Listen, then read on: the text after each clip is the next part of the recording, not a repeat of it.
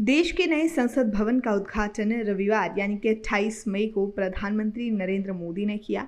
इस भवन के अस्तित्व में आने की सबसे बड़ी वजह थी मौजूदा संसद भवन में सदस्यों के बैठने की संकीर्णता होना। 2026 में होने वाली परिसीमन के साथ लोकसभा में सीटों की संख्या बढ़ सकती है। इस लहजे से अब ये प्रश्न खड़ा हो रहा है कि क्या संसद के निचले सदन में किस राज्य का कितना प्रतिनिधित्व होगा, ये संख्या कैसे तय होगी। मौजूदा नियम में लोकसभा के अधिकतम कितनी सीटें होंगी, अगर सीटें बढ़ती हैं तो किन राज्यों का प्रतिनिधित्व बढ़ेगा, किन राज्यों का प्रतिनिधित्व घट सकता है। तो ये सब जानकारी हम आपको इस वीडियो में बताने वाले हैं। सदन में सीटों की संख्या राज्य की आबादी के आधार पर तय की जाती है।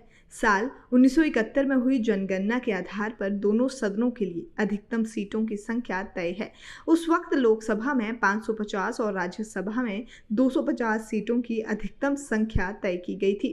1971 के बाद इसमें बदलाव नहीं हुआ। 1971 के बाद जब संख्या निर्धारित की गई तब करीबन 10.5 लाख आबादी पर एक लोकसभा सीट थी। आज ये आंकड़ा बढ़कर 25 लाख से ज्यादा की आबादी पर एक लोकसभा सांसद का हो चुका है। हालांकि संविधान में अधिकतम 10 साल की आबादी पर एक सांसद का जिक्र किया गया है। देश में हर 10 लाख की आबादी पर एक सांसद वाले नियम के हिसाब से सीटें बांटी जाए तो देश में कुल 1375 सीटें होंगी।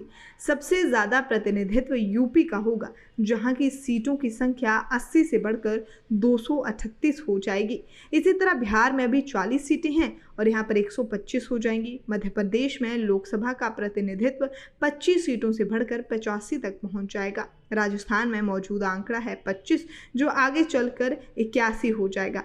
अन्य छोटे राज्यों की बात करें तो झारखंड में 39, छत्तीसगढ़ में 29, हरियाणा में 28 और दिल्ली में 19 सीटें हो जाएंगी।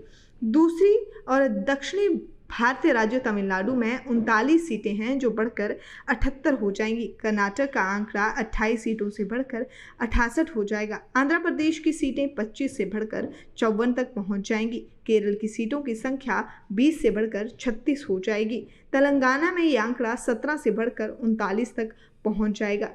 नया संसद भवन बनकर तैयार हो चुका है और नया संसद भवन देश को मिल भी चुका है। वहीं नया बनकर तैयार हुए संसद भवन की लोकसभा में अधिकतम 888 सांसदों के बैठने की क्षमता है। अगर इसी आधार पर परिसीमन हो और 13,075 सीटों की जगह लोकसभा में सीटें बढ़कर 888 हो जाएं तो इस स्थिति में यूपी की लोकसभा में 153 सीटें जाएंगी। इसी तरह अन्य राज्यों को देखें तो बिहार में 180 लोकसभा सीटों का प्रतिनिधित्व करेगा। इसके बावजूद महाराष्ट्र में 69 सीटें होंगी। पश्चिम बंगाल में आंकड़ा बढ़कर 64 सीटें हो जाएंगी। मध्य प्रदेश में 54 सीटें, राजस्थान 52 सीटें, झारखंड में 25 सीटें, छत्तीसगढ़ में 18 सीटें, हरियाणा में 18 और दिल्ली में 12 सीटें हो जाएंगी। अनुच्छेद 81 के मुताबिक लोकसभा में 550 से ज़्यादा सीटें नहीं हो सकती हैं। ऐसे में आबादी के हिसाब से देश के राज्य में यूपी में सबसे ज़्यादा यूपी में यानी कि 94 सीटें हो सकती हैं। इसी तरह बिहार में भी सीटें बढ़ सकती हैं। अलग अलग राज्यों के अलग अलग आंकड़े हैं जिनमें ये हो सकता है कि वहाँ की सीटें बढ़ जाएं।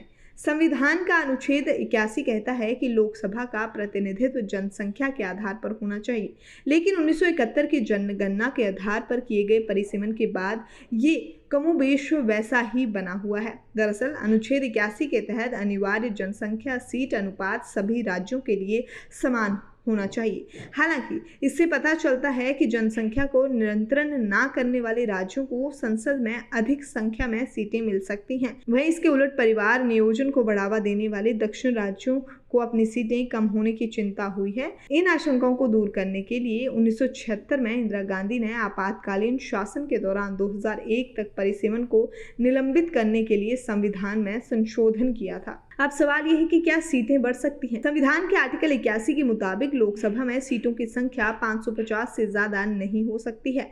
संविधान में यही है कि आबादी के हिसाब से सीटों की संख्या का निराधारण हो। यदि 2026 से पहले और अगर सरकार इसकी तय सीमा 2026 से और आगे बढ़ाती है तो सीटों की संख्या में यही स्थिति बनी रहेगी।